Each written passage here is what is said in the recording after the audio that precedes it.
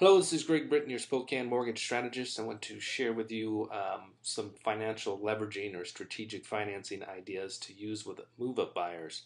So both on both sides of the transaction, as you list their home and as you help them buy their next home. And here's some comments that you may have heard when it comes to the listing side, and especially these last two is kind of where we're going to concentrate on the strategy, and they're interconnected.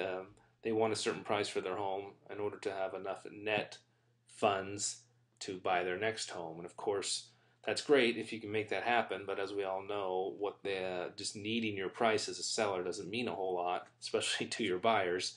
So we got to make sure we can have this all work out. So let's look at some potential scenarios here, at least one, and then see how it plays out and how we can use financial leverage to accomplish their goals.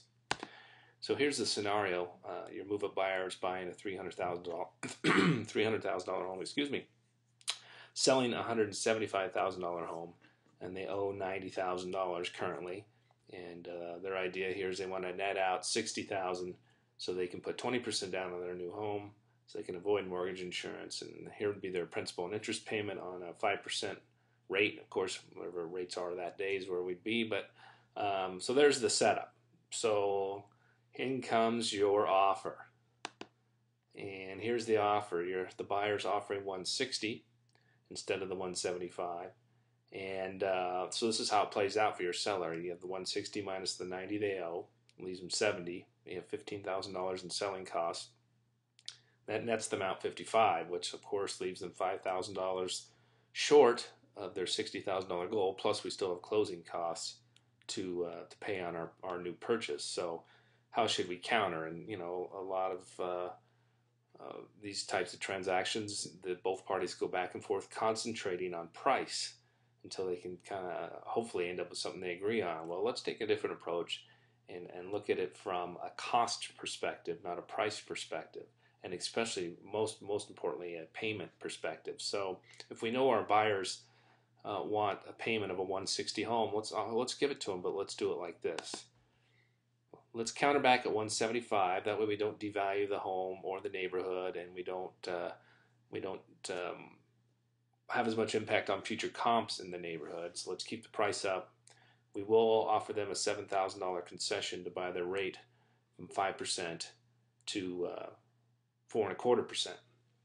Okay, and then the payment to the buyer remains the same. It's like buying the home for $160,000. So the payment on a $160,000 home at 5% is the same as a payment of a $175,000 home at 4.25%.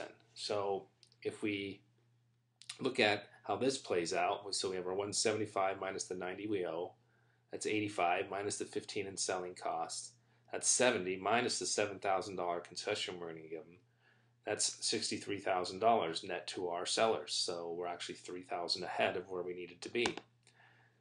So here's the offer on the new home. You go ahead and offer full price at the new home, but ask for 3% seller concession or $9,000. $2,000 of that $9,000 we're going to use for closing. Remember, we already had 3 because we netted 63, not 60. So you put that 3 with our 2, that's going to cover our closing cost. And with the 7 that's remaining, we're going to buy our rate down to 4 3/8 from 5.